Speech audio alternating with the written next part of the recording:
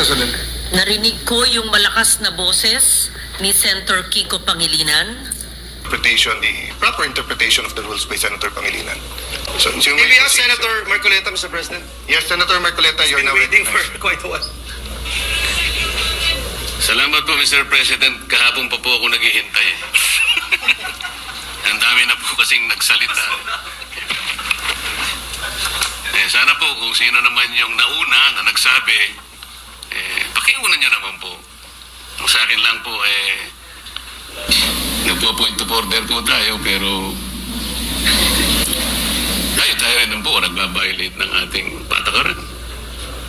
Nangyari po kasi yung nangyari kahapon, Mr. President, sa unang kasaysayan, sa kasaysayan ng institusyong ito.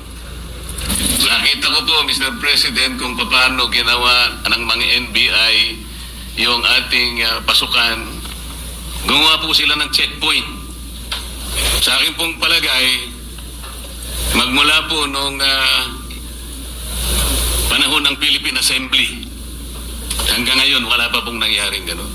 Dahil po sa respeto sa tatlong dakilang nagkakahating bahagi ng ating pamahalaan, ang executive, legislative at saka yung judiciary. Ngayon lamang po nagkaroon ng ganitong insidente kung paano niyurakan ang dangal ng institusyon na tayo pa po ang naririto. Mr. President, gusto ko po sanang magtanong ng ilang mga bagay sa ating kasama sa kanyang mga tinuran na pangyayari kaugnay po ng tangkang paghuli kay Senator Bato.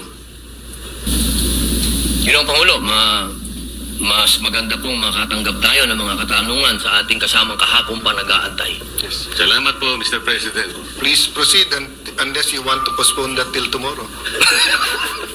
Mr. President, Your Honor, kanina po ay marami rin pong gustong magtanong sa akin ng mga miyembro ng press. Bagamat tinangka ko po na wag munang umarap sa kanila dahil minsan po, imbes na makapag-clarify ka, lalo kung dumadami po ang mga issues. Kaya ako na pong nagpilit na parang iniiwasan ko na po. Kaya lang, hindi mo po maiwasan sa dami po nila. Talagang hahabulin ka po eh. Ang una po nilang tanong sa akin, Sir, ipa-aresto niyo po ba si Senator Bato? So, sagot ko po, Mr. President, tanong din. Ikaw, kayo, gusto niyo ipa-aresto? Ang sagot sa akin, hindi po kayo tinatanong namin kasi kayo po ang nandito eh. Hindi, tinatanong ka rin kita kasi Pilipino ka.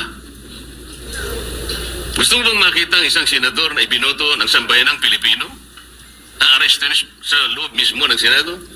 Hindi po kayo. Okay, kung ikaw hindi, di lalo na ako. Kayo po ba na-interview rin ng gano'n? Opo, Sir President? nakakagulat po sapagkat ako po din mismo, mahal na kasama at idolo namin, Senator Marcoleta. Nagtataka din po ako sapagkat marami po sa mga tanong sa ating ibinabato. Parang tayo pa ay may kasalanan sa pagbibigay natin ng masasabing lugar sa ating kasama dito sa Senado. Samantalang meron naman po tayong adopted resolution number 44. Ako po ay nagtataka talaga bakit ang mga tanong ay para bang tayo ay harboring kagad ng kriminal. Ginoong Pangulo, Your Honor, yung nangyari po kahapon, mas naniniwala po ako sa dating Pangulo natin, Senator Soto, sa kanyang sinabi. Nung tinanong ko po siya kahapon habang nagmerienda po tayo, nung tayo nakasuspindi pa, sabi ko, Mr. SP, nung pinuntahan ka ba ng NBI, pinakita sa'yo yung warrant of arrest? Nakita mo ba? Hindi, sabi niya. Ako po naniniwala na talagang hindi nila ipinakita yung warrant of arrest sa ating dating Pangulo ng Senado. Ang ating pong membro ng press, Sir President, mahilig lang silang tanong ng tanong eh. Pero yung basic yun ang ayaw nilang tanongin eh. Halimbawa si Trillanes, winawagayway niya, ito ay kayong warrant of... Ayaw man lang. Bakit hindi nila suriin? pwede po bang makakuha ng kopya niyan? Kasi po kahapon, Sir President, Your Honor, nung makausap natin ng NBI Director, pwede mo ba kaming bigyan ng kopya ng warrant of arrest? Pwede mo rin ba kaming bigyan ng communication between the ICC and the Interpol? Sapagkat ang Interpol, ang karaniwang ginagamit po nila para i-execute yung warrant ng kanilang in-issue. Yan namang Interpol, gagamitin po niya yung counterpart dito sa ating bansa, ito po yung PCTC. So sabi ko, bigyan mo rin kami ng communication mula sa Interpol papunta sa PCTC. At mula sa PCTC, meron silang sulat din sa inyo at kayo nga ang dineputize para i-serve yung warrant of arrest kay Senator Bato. Maliwanag po yung sagot niya, Mr. President, Your Honor. Opo.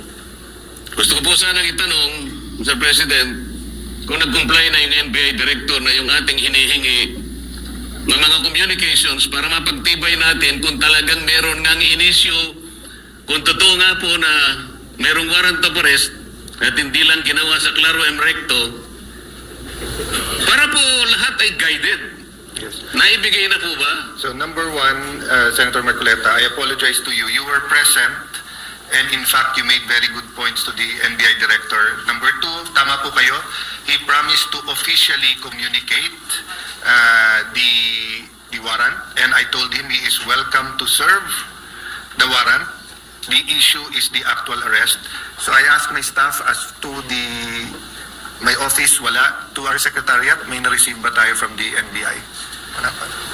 So, Yeah, wala pa. Mr. President, Your Honor, doon lamang po sa simpleng requirement natin, dahil nung gabing yun, ang sabi niya, hindi lang niya dala, nasa sasakyan niya.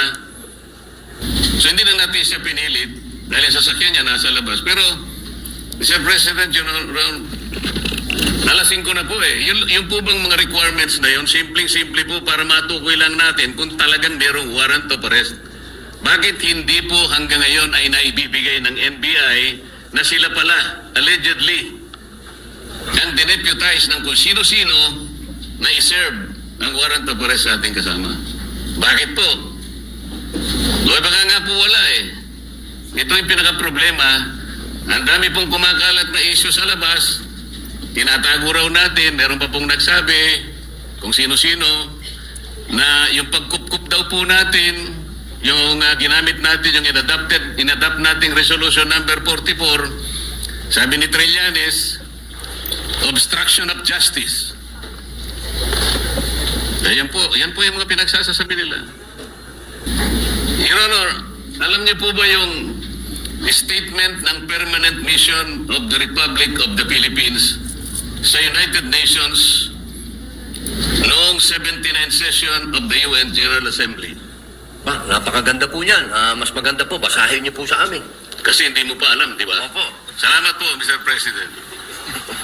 Ito po kasi may kaugnayan sa pinag-uusapan natin eh.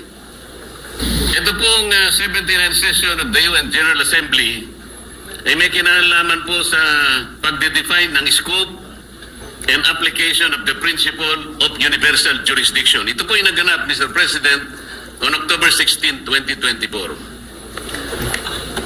Kasi po, bilang tayo po ay permanent member ng United Nations, tinanong po nila yung ating posisyon. Paano ang pagkakaintindi mo sa principle, kanya, and application of universal jurisdiction? Ang sabi po ng Pilipinas, Mr. President, Your Honor, kami po sabi niya the general rule is that jurisdiction is territorial. Universal jurisdiction is an exception grounded on the need to preserve international order. Tama naman po yun eh. Ang pinag-uusapan po na, sinight po ng ating gobyerno, Mr. President, yung Section 17 ng Republic Act number 9551. At sinasabi po nila doon, sabi po ng ating permanent mission, Section 17 of RA number 9851 specifically provides for the Philippine jurisdiction over persons, whether military or civilian, suspected or accused of a crime defined and penalized under Republic Act 1951 regardless where the crime is committed. Sa mga tweet, tayo na po ang nagsabi sa United Nations na tayo po yung merong jurisdiction. At sinama pa nga po yung article Section 18 na kung saan ang Regional Trial Court po ang merong jurisdiction. Primary and exclusive jurisdiction. Kanina po, Mr. President, Your Honor, binanggit po ninyo, yung warrant of arrest kasi kanya galing sa korteng hindi sa domestic nanggaling. Nanggaling naman talaga raw sa ICC. Ipagpalagay na po natin, Mr. President, natutoo nga at hindi peke yung warrant of arrest. Kunwari valid.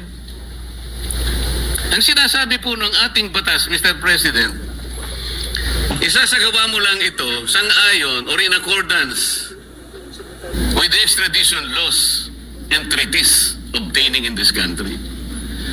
Mr. President, wala po tayong extradition treaty sa ICC. For the simple reason that ICC is not a country. Wala rin po tayong treaty sapagkat nag-withdraw na po tayo sa ICC. O paano niya po i-apply yung kanilang warrant of arrest? Ang jurisdiction po ay atin na. Mr. President, Your Honor, on May 10, 2026, ang ating kasama, Senator Bato, was served a subpoena by the CIDG for the alleged crime of EJK. Ano po ibig sabihin nun, Mr. President? Yung pag-serve po ng subpoena, na-operationalize na po, active na po yung kaso, kahit nasa investigative and prosecutorial stage pa lang. Ibig sabihin, our National Prosecution Service is already actively on the case. Paano po papasok ang ICC? The core function of the ICC, Mr. President, is under the principle of complementarity. Ibig sabihin, kung meron pong local court na gumagawa na po ng kanilang tungkulin, wala na pong pakialam ang ICC. Ang nangyari po, aktibo na pong pinupurso ang kaso, allegedly, EJK sa ating kasamahan. Papasok pa uli ang ICC. Sarili po ba nilang prinsipyo ay kanilang babaliwalain? Papayag ka ba doon, Mr. President, Your Honor? Ay, hindi po tayo dapat pumayag at katunayan nga po, katulad po ng sinasabi ng ating ibang kasama na ito daw ating pinag-uusapan ay wala daw itong kwenta. Eh napaka-imposible po nun. Sapagkat itong ating pinag-uusapan, katulad po ng sinasabi ninyo, ay soberenya ito ng Pilipinas. Kung sa paniwala po nila, ay hindi. Pero sa paniwala po natin, sayang yung bandila na yan kung tayo po ay magpapasakop sa isang korte lamang na hindi naman isang bansa at uutusan tayo na isuko ang isang senador sa kanila. Salamat po sa inyong sagot, Mr. President, Your Honor. At nung tinangka po nila na mag-serve daw ng di umano ay warrant of arrest, Mr. President, bakit po ang nagsisilbing process server ay si Antonio Trillanes? Sheriff po siya ngayon yata ng ICC. Mayroon po ba kayong impormasyon na siya po ay naglilingkod na sa ICC o sa Interpol, Mr. President, Your Honor? Eh siguro po, action speaks louder. May dala po siyang warrant o sheriff. Kung totoo na meron siyang dalang warrant. Yun po. Opo, pag napatunayan po na yun ay warrant of arrest, sheriff na po siya. Kailangan pong malaman natin kung siya ay process server, sheriff, o deputized officer ng ICC o ng Interpol. Na kailangan tawagin din po natin, Mr. President, ang representasyon ng Philippine Center for Transnational Crimes sapagkat sila po yung counterpart ng Interpol. Pagka po binaypass nila yung opisina na yun, maliwanag po, peki po yung warrant of arrest, Mr. President. At peki din po yung nagseserve ng warrant of arrest. Naniniwala po ba kayo? Hanggat hindi po natin nakikita ang kopya na yan, lumalabas po na peki yan. Mr. President, Your Honor, alam niyo po ba yung bilateral immunity agreement sa pagitan ng United States of America at ng ating bansa? Alam ko po yan, nasa Quran po yan. Nasaan po? Nasa Quran po. Ang binabanggit ko po ay ang nasa paragraph 2 ng bilateral immunity agreement. Kaya ko po sinabi nasa Quran dahil ang sabi po sa Quran, kapag yung bagay na hindi mo alam, itanong mo sa nakakaalam. Pakisabi po. Opo. Hindi po, tinatanong ko lang naman po kung alam ninyo kasi kung alam na ninyo, hindi na po ako magtatanong. Di po, kaya ipaalam nyo na po sa amin. Ayan. Mr. President, ito pong sinasabi kong ito, may kinalaman na naman po kasi. Malaking kinalaman sa ating pinag-uusapan ngayon. Dito po kasi sa paragraph 2 nitong bilateral immunity agreement na ito na ginawa noong May 13, 2003, minsan po itawagin ito na non-surrender agreement. Sinasabi po rito na ang isang citizen ng isang partido, ibig sabihin ng Amerika, na nandito sa ating bansa, ay hindi mo pwedeng isurrender o i-transfer by means o sa isang international tribunal for any purpose unless such tribunal has been established by the United Nations Security Council. Ano po ang ibig sabihin nun, Mr. President, Your Honor? Yung ICC po kasi, hindi po established international tribunal ng UN Security Council. Kaya nga po, kung mapapansin nyo, Mr. President, Your Honor, ang Amerika at saka ang Russia, hindi partido ng ICC. Wala silang, ayaw nila yan. Kinamumuhian nila yan. Dito po sa agreement na ito, tayo po, ang bansa natin, may katungkulan na hindi niya isusurrender ang isang Amerikano. Militar man yan, civilian, o nang walang consent yung Amerika. Ano po yung ironical implication nito, Mr. President?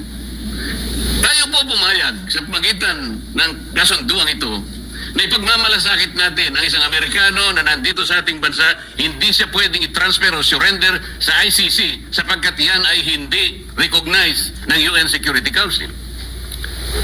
Pero tayo, senador, Pilipino, meron siyang mandato sa ating mga mamamayan. Hindi ba kabalintunaan ito, Mr. President, Your Honor?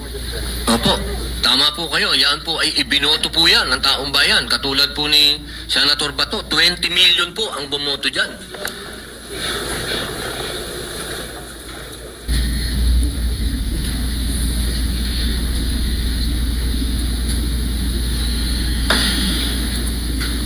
Kaya ko lang po tinatanong, Sir President, hindi ko po lubos na maisip, tayo pala kaya nating ipagtanggol ang hindi isang Pilipino, kahit hindi Pilipino, dahil lamang nakipagkasunduan tayo. Pero sarili nating kapwa Pilipino, may mandato sapagkat nagsisilbing senador ng ating bansa. Hindi natin kaya ipagtanggol. Ito po yung irony na napakahirap siguro natanggapin ng bawat isang Pilipino. Tama po kayo eh. Ang warrant of arrest po ay galing sa ICC. Ang kaso po ni Senator Trillanes ay iba sapagkat ang nag-issue ng warrant of arrest ay sarili nating korte. Nailangang igalang. Ganon din po ang warrant of arrest na inisyo kay dating Senador Laila de Lima. Pero ito'y natatangi po eh. Kung totoo po na yun, ay talagang totoong warrant of arrest. At yun ay nakabase sa saligan mismo ng Rome Statute. Bakit hindi muna nila unang basahin, Mr. President, yung Article 59 ng Rome Statute, na kung saan sinasabi ron, yung aarestuhin mong tao, kailangan madaliin mong ilagak sa isang competent judicial authority ng custodial state. Ano ang custodial estate? Yung ating bansa. Bakit po kailangan yon? Maski ang ICC, kinikilala niya yun. Dahil meron pong mga prosesong dapat na mapagtibay. Una, kailangan malaman natin kung yung warrant of arrest applicable doon sa tao na yun. Dito lang, sa pinag-uusapan natin, hindi applicable kay Senator Bato. So meron siyang recourse para questionin yung warrant of arrest. Kaya importante na ilagak mo siya sa isang competent judicial authority. Ang isa pang kinakailangan mong maisaalang-alang doon, Mr. President, Your Honor, ay kailangan yung proseso ay naigalang lahat. At lalong-lalo na yung kanyang karapatan ay talagang nasino. Yun po yung inihingi doon eh. At ang isa pa po, meron siyang karapatan na magpetisyon kung sakaling yung custodial estate na yon ay i-detain yung na-aresto, na magpetisyon ng immediate release or provisional release. Lahat ng ito ay hindi magagawa, Mr. President, Your Honor, kung kikilalanin natin yung warrant of arrest na valid sa ating jurisdiction. Meron po siyang katapat na batas eh. Meron tayong local na batas, RA 9851, na humahatol at nagbibigay parusa sa mga ganun ding mga kasalanan na siya din naman ang nililitis ng ICC. So sa prinsipyo po ng complementarity, Mr. President, maliwanag na maliwanag po na nasa jurisdiction na po ng ating lokal na mga hukuman ang pag-aasunto kung meron ng basihan sa ating kasama. Hindi na dapat kilalanin yung ICC sapagkat ang batayan lang nila ay yung tinatawag na principle of complementarity. Malinaw po na nangunguna po, may primary po jurisdiction ang ating lokal na korte. Exclusive and primary jurisdiction, ito po importante. Kaya yung pong mga nagkukunwa na process server, nagkukunwa na sheriff, nagkukunwa kung ano man sila ng ICC, kung bayaran sila o hindi, dapat po tingnan muna nila lahat yung mga bagay na pinag-uusapan natin. Bago nila puntahan ang isang institusyon katulad nito, nahahabulin pa yung isa sa atin. Yung pangyayari po kahapon, ulitin po natin, Mr. President, kailanman po ay hindi nangyari sa kasaysayan ng institusyong ito. Tinanong ko pa nga po kahapon sa ating director ng NBI dahil pinipilit niya. Kaya po nung papunta na, kung makakapasok po si Senator Bato sa session hall, ay wag nyo na siyang tutukisin. Para bang ang parte lamang ng Senado, Mr. President, ay itong session hall. So nung tinanong ko, bakit po yung parking area namin na kung saan nagsimula ang habulan? At saka yung mga hagdanan ay hindi ba parte ng institusyong ito? Sir, sabi niya, hindi naman po kami magiging ganito kung hindi po kami